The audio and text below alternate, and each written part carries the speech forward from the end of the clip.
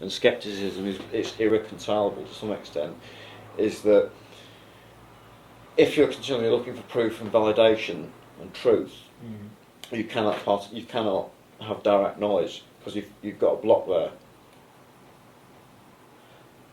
I thought for a minute that you're ascribing the feats of the tantric saints to people who are merely mentally imbalanced, but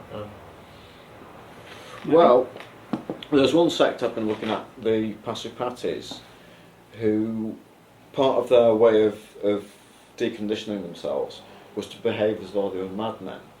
So like their things were things like making lewd gestures at women, speaking madly, farting, snoring, twitching. They had this whole like set of yogas around twitching. So I must imagine that they did what people who stand at bus stops do nowadays. You know, they walk up to them and go, "Oh, darling, I'm from Mars." Twitch, twitch, twitch. You know, people would obviously like, you know, sort of edge away from them. Off, yeah. And that was their way of deconditioning themselves. And I think that'd be great if, you know, you get some of these, I'm a magician, you know, dead hard sort of things. So, go and behave like a madman for a few months outside Brixton Station. Yeah. God, if you read some stuff, you feel horrible. He drinks people's blood, doesn't he?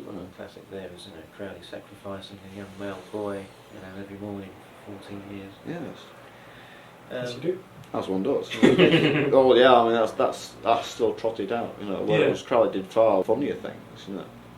Even though Crowley's kind of like magical vision was extremely modernist, we're all going to become Thalibites. Yeah. Which it's like saying we're all going to become Marxists, I think.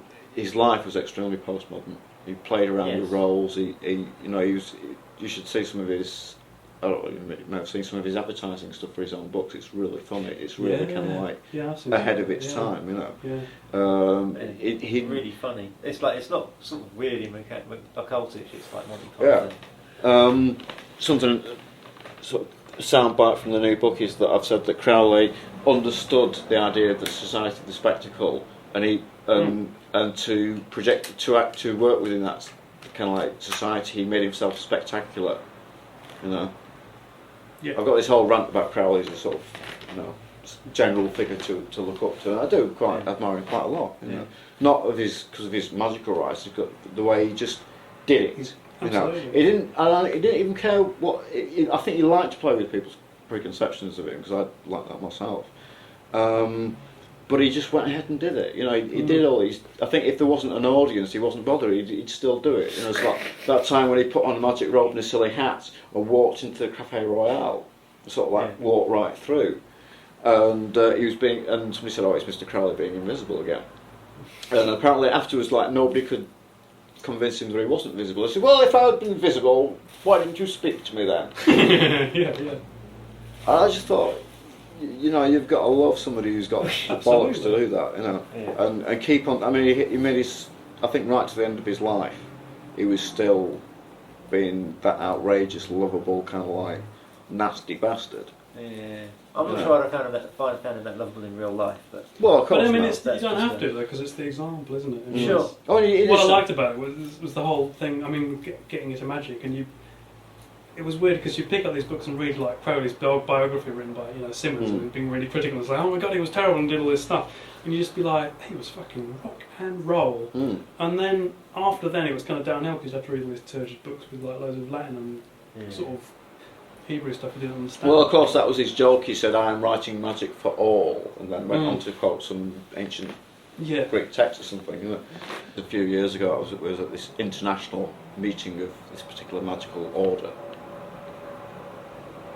And Phil, we know who you mean. And Lionel Snell was there, and he'd done this whole thing as a gag, because we part of the meeting was this open seminar of paying people, which is very nice. And Lionel had done this whole gag about himself being the guru Sri Baba Rebop. And he'd orchestrated this completely over the top thing where we're all singing this Ram Pat Yamaha Vashnu Dishnu home and saying Sri Baba Rebop, he's our Baba, going on like that. And he had somebody dressed up as a translator and somebody else with a parallel over his head, and he was doing these magic tricks with bits of Rizzler papers. You know, he'd like sort can. of Yeah, because he's brilliant like that. Yeah, He's showman, which I think is important if you're going to do that sort of He's thing. in Magic Circle. He's a magical guy, Saint Lionel. Mm.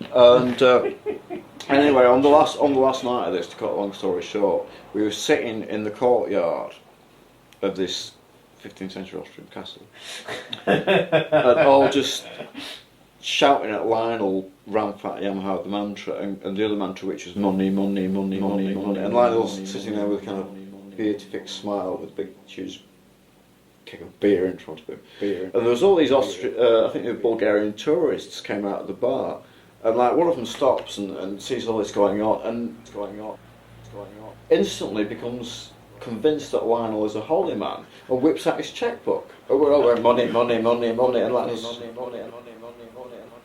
and this guy just walked out and got caught up in the event in a way which I thought was really amazing, because there's all these like really weird people, most wearing black t-shirts, all going money, money, money, money, chanting to this guy at the end of the table, and he just got caught up in that.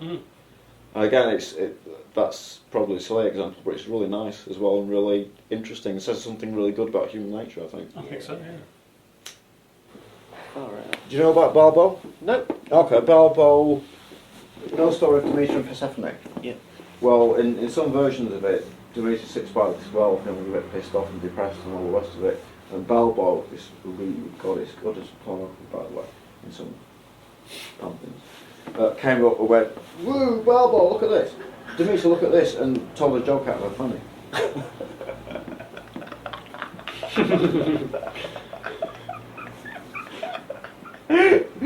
That's cool. You won't read that in some of the more staid versions of that, but it's definitely. What is that? There is. So Balbo is the god who tells jokes out of the funny.